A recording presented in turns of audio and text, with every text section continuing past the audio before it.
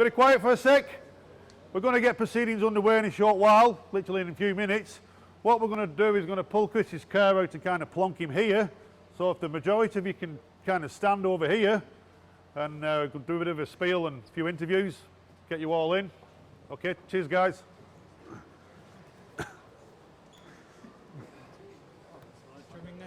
Excuse Chris.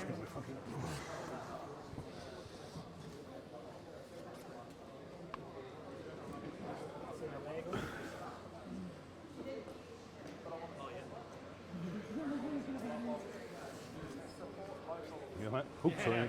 Go ahead. Good evening. Welcome to the Fast Files' first stream that we've ever done. We're at Opry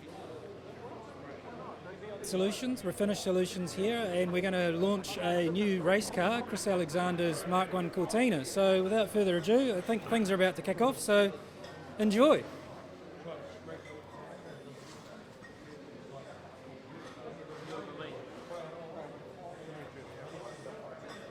Yep.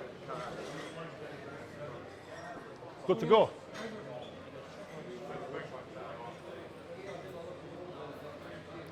Then bring the car out.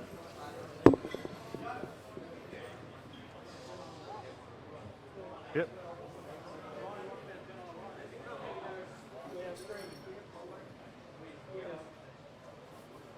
We're going? Yep. Right, we'll get things underway. It won't take much of your time. My name's Steve Russell. I'm a bit of a friend of Chris's, and he asked me to come along tonight and have a bit of a spiel about his car. So, like I say, we'll not keep you long, we'll get into it. So basically, hello and welcome to the unveiling of Chris's competition car. Big thank you to Opry guys for allowing this evening to happen, for putting it on. And a big thank you to everybody for turning up. It's much appreciated, and I'm sure Chris is well pleased. I did have a bit of a plan tonight about what I was going to say, and then Classic Car magazine came out and basically did what I was going to say. So if any of you have read Classic Car magazine on Chris's story, you'll just have to bear with me a while. But like me, probably if you have got it, you've just looked at the pictures and flicked through and not read it. So hopefully I won't bore you too much. So what Chris has done, I don't know who knows, I think most of you are well aware of what he's done, brought this old Cortina back to life. 54 years ago today, not today, but 54 years ago the Cortina first came out, produced in the Dagenham plant in Essex. 1962 it was. It was a good year because that's when I was born.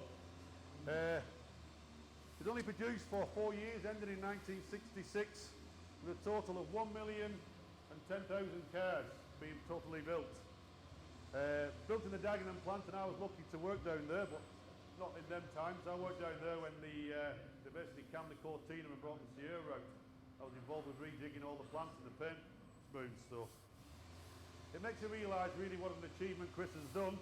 And these guys here, when you see this car, I don't know who's seen it or not, or what pictures you've seen, but you're in for a bit of a surprise when it pulls out. So originally, when it first came out, the 1200cc motor, or 1198 to the purist, had a 3-bearing crankshaft similar to the Ford Anglia. But it wasn't long before the 1500cc version came out with a 5-bearing crank, which cost you an extra 84 quid for those of the... Steve, you got your back to the camera. What's that? Your back's to the camera. Oh, sorry.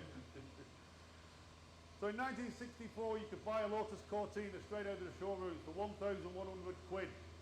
Today, with inflation, that would cost you 20 grand in pounds, but I doubt if there's anybody who can buy one for that kind of money. Just as a bit of an example and a bit of a laugh, in 1963, an Hillman Imp would cost you 508 quid. Today's price would be over 10 grand. A 1966 Porsche 911, $3,400 quid, cost you 60 grand today. And then a 1969 Ford Capri cost you a brand spanking new 890 quid. Today, 14,000. Anybody interested in that? Look at that website. Cost of a car and the year you was born. It's quite interesting. So, okay, 1963 saw the launch of the 1500 Super Cortina. Later that month came the GT, which I'll read a few things out. with it now, it's quite mundane really. It had a 1500cc engine with a twin choke Weber. It even had a 4-branch manifold. You call them extractors over here, but it's the same thing. It even had disc brakes, remote gear change, and modified suspension. In 1963, they also made an improvement, put child-proof locks on the back door. So there you go. So now on to the competition years, which is what Chris is going to use it for. It's quite ironic that Chris's car is based on the Alan Mann scheme, colour scheme. They made the name preparing and racing cars for the Ford factory team. Now, although it was a racing car, Alan Mann actually started producing a couple of cars for the Monte Carlo Rally in his early days. I think they were GT40s. However, the first ever works Cortina was actually a rally car. So although Chris is inspired by the colour scheme from a race car, the Cortina itself has got plenty of rally history, which many of you probably know anyway. Alan Mann also developed a super lightweight GT40 for the race circuits. He also built several cars for films, including one famous one. Does anybody know it?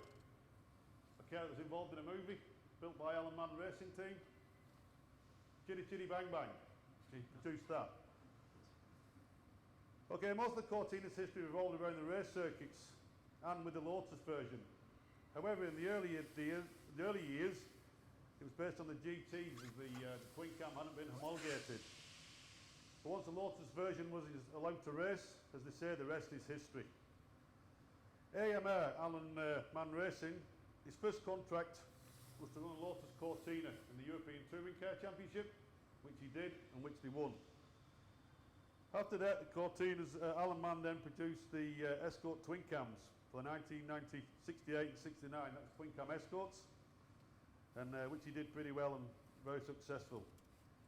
In 1969, Alan Mann fell out with Ford at Borum, and he just basically sold the business and walked away from the sport to compete and to concentrate on his helicopter leasing business. So the Ford Cortina Mark I had a relatively short but successful life, 62 to 66. Alan Mann Racing also had a short but successful career, 64 to 69. It makes you wonder exactly what would have happened if Alan Mann would have carried on and what he would have actually achieved for Ford. However, it's not to be. And once again, a big thank you to Chris for allowing us to relive some of those memories. Now, I've known Chris about 10 years. I know some of you guys here have known him a lot longer than that, went to school with him. He was one of the first guys to support me a few years ago when I tried to get a motorsport magazine off the ground. And he came through my head again last year and helping sponsor a co-drivers championship in our rally sprint series. So it gives me great pleasure to stand here today and try and help and support guys, helped me several times over the last few years. Chris's enthusiasm for the sport and building cars for the people to enjoy is really great to witness. I wish Chris and Yvonne all the very best. I know many of them will bring back memories for the rally spectators when they see this Cortina out on the stages. So thanks very much. Thanks for showing your support for Chris. And maybe now we could see the Cortina. Sure. Okay. Thank you.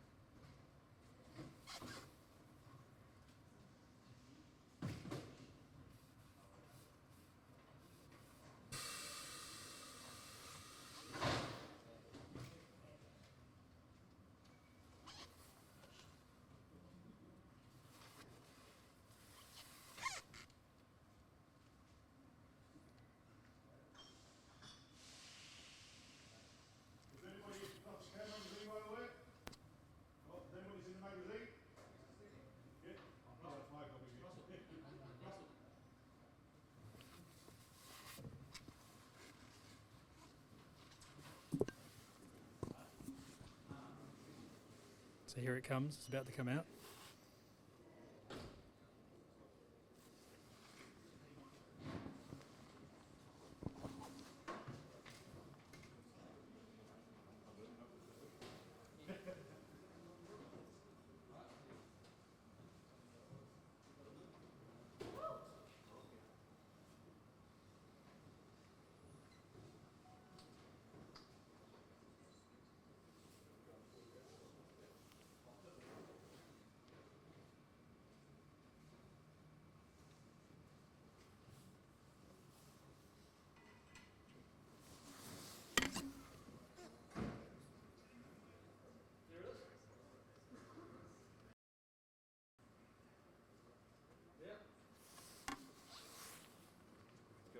Round of applause. Yeah. Want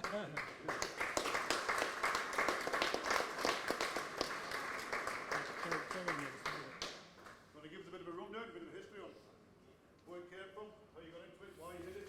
Here you go, Chris. Yeah, we'll need one of those. Yeah. Thanks, Adam. Appreciate that. Found the car at a wreckers yard just down the road here in Mangere about 7 years ago.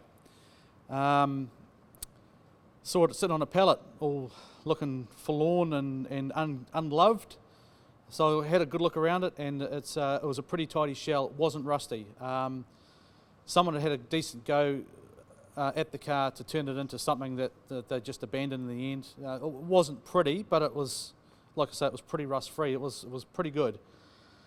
So yeah, I adopted it. $400 it cost me, and here it is now, a bit lighter in the pocket, so to speak. But 7 years, moving premises a couple of times, and decided to really finish the car, especially after the big crash we had last year with the Escort. So it was time to move on to another car while we rebuild the Escort.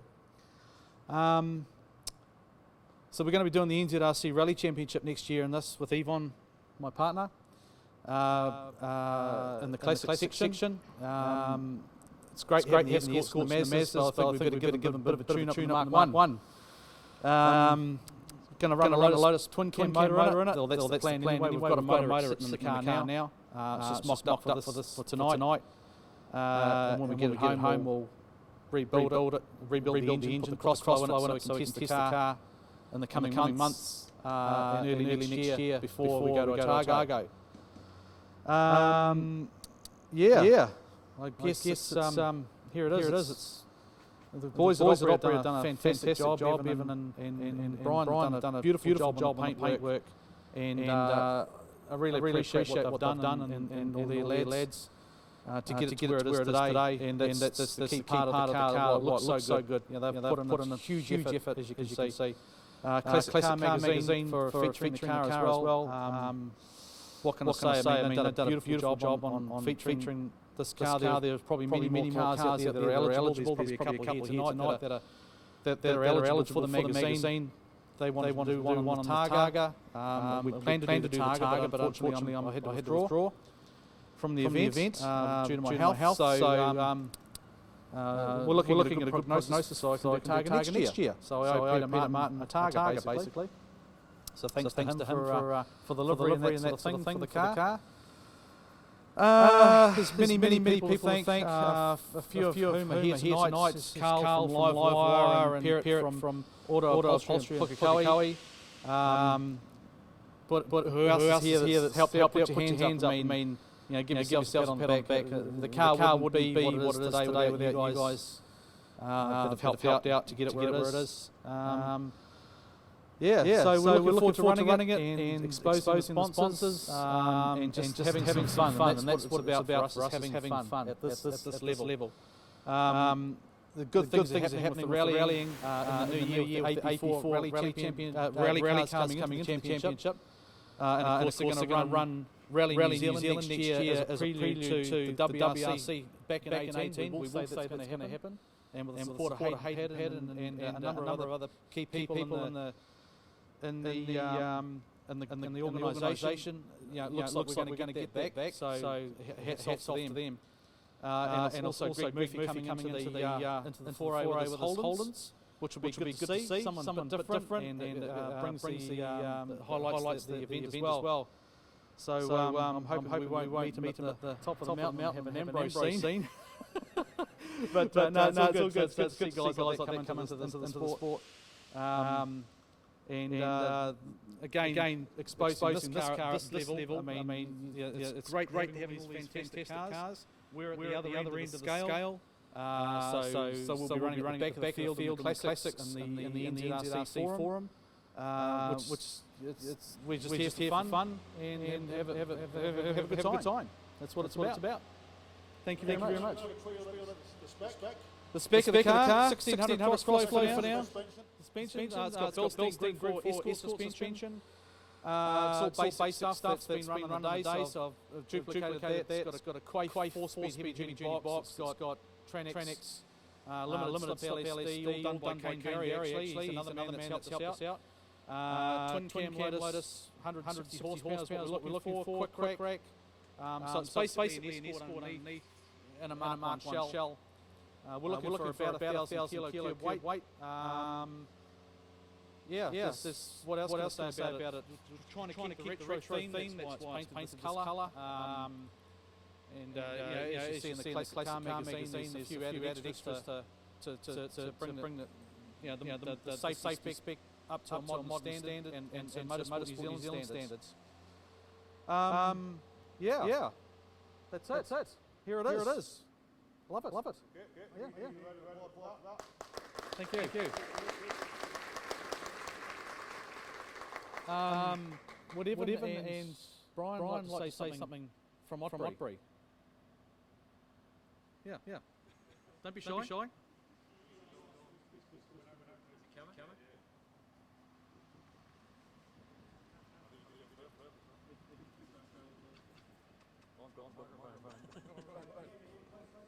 Get closer to the car. Well, I think the first thing on behalf of you guys, thanks for coming. It's a fantastic car to see from an Otbury point of view. We're very pleased to be associated with it. I think it was sort of bit by accident, wasn't it, Chris? You turned up here one day to pick up shock absorbers for Rick's Camaro, I think, and saw the facility. So that's how we ended up painting it. Thanks to our guys, particularly Joe and John, who put most of the effort in painting it.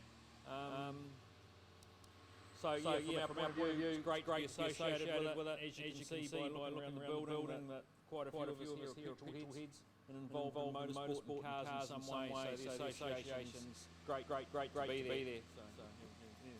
You want to add?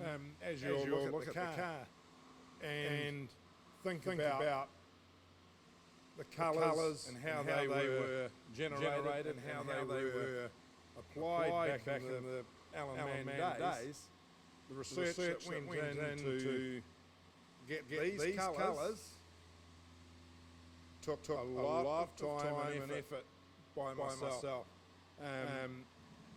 In the end, we ended up with a dinky toy to get the colour standards from. Dinky actually had the colour standards on their website that I was able to transfer to a plastic car kit and then bring that back into the automotive codes. So whenever anything like this happens, a lot of people have their own opinions about colour, whether it's right, whether it's wrong. All I'm going to say is that for this car, in this period, in this year, don't anyone tell me these aren't the right colours.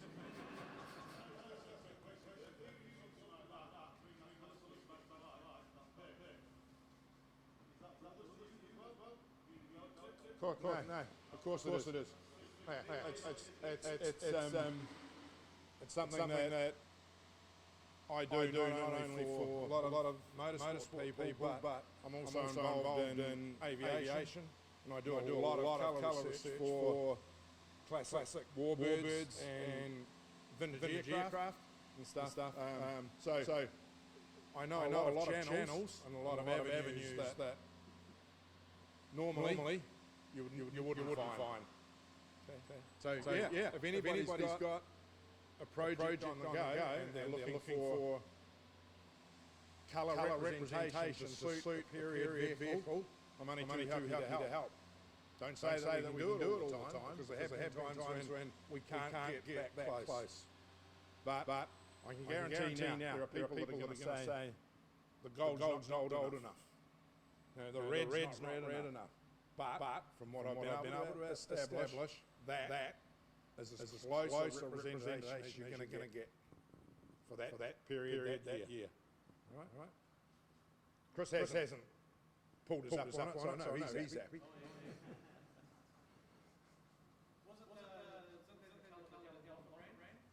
Yes. Yeah. I deliberately chose and went down that avenue. That was what you're trying to replicate. And I think it's a beautiful colour scheme. It really looks good in the bright sunshine. In these lights, the gold is actually looking silver, but in the bright sunlight, it's good. Chris is under oath to keep it looking like that. Brian, We'll rally car, mate. we will allow it to be washed. but apart from that, he's going to be the slowest Mark 1 Cortina on the circuit.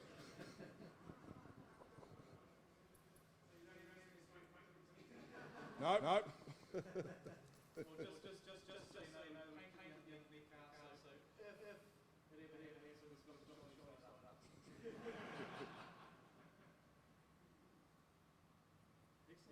Thank you.